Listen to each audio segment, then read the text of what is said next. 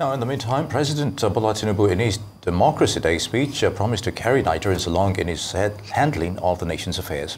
One of the largest democracies in the world. This change stands as a pivotal moment in human history. From this change, we shall never turn, nor shall annals of mankind's progress forget the sublime meaning of this great moment. Today, 25 years later, we celebrate the silver anniversary of our journey in democracy. We have studied the course. Democracy is neither a foreign nor abstract concept devoid of real-life meaning for us.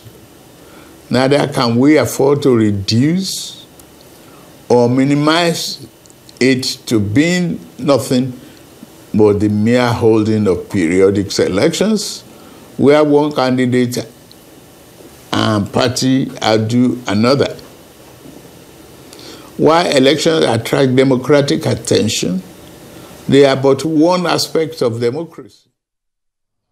Well, to continue this Democracy Day conversation, we have with us here Mr. Sobowale, Arise News analyst, to talk about not only the president's posture, but also the celebrations and the speeches.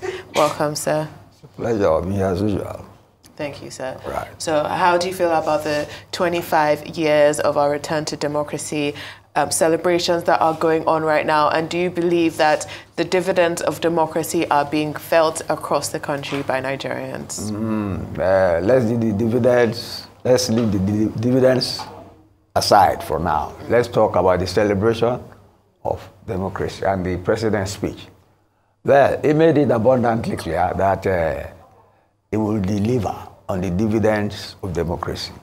But what we are celebrating today, literally, is how he got there. And the speech is like him thinking aloud on the struggle he went through personally, together with his associates, and it ending in him being the president of the Federal Republic of Nigeria. It's a great achievement, and I congratulate him on that. But having said that, we look at his speech. He knows what democracy is all about. And he defined it in his own way. That democracy is not about having elections alone, get me? But having the political culture of democracy in practice.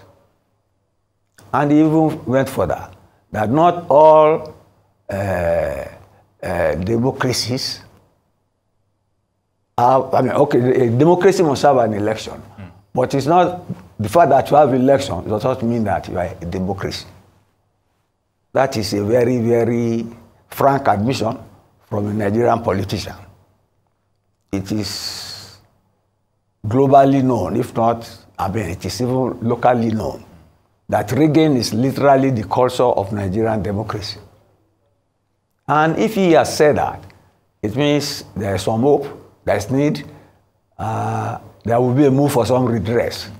Although if you contrast that with what is opposite, his political nemesis here, Atiku said, he said there is, that what we are in now is a dawn of gloom, occasioned by the president of the APC government, although he admitted that the two parties, main parties, have formed the political class. That's where I take him on. Get me? That they have formed a political class, and together with the civil societies, they are trying to monitor democracy.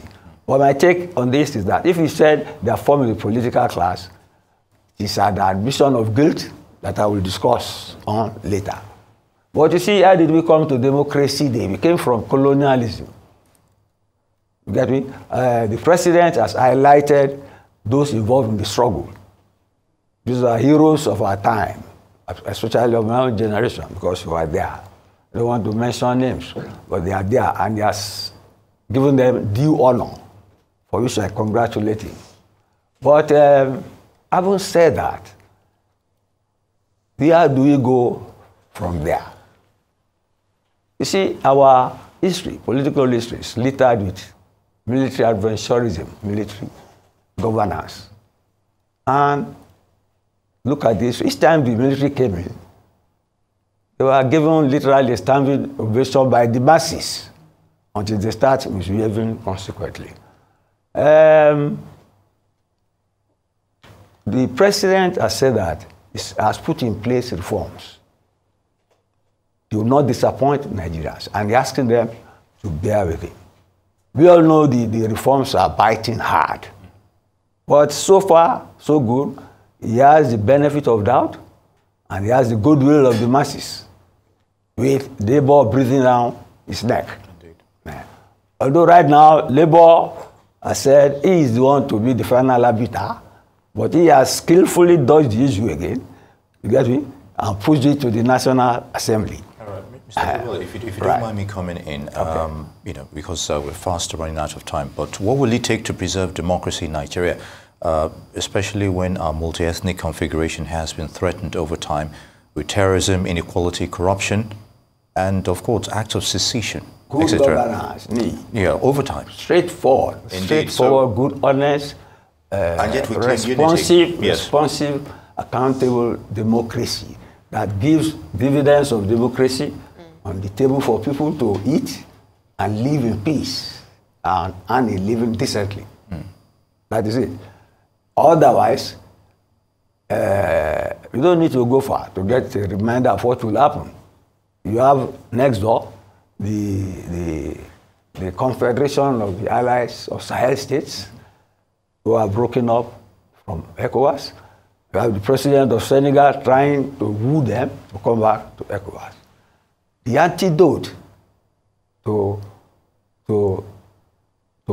bad governance, yes, is school. To get good consecutive democratic rule is good governance, responsive democracy. All right. That trusts the electorate that has put the people in power. Very good. On that note, Mr. Dayo Sobowale, a Rise News analyst, would like to thank you for your thoughts on this issue. It's good to have you as always.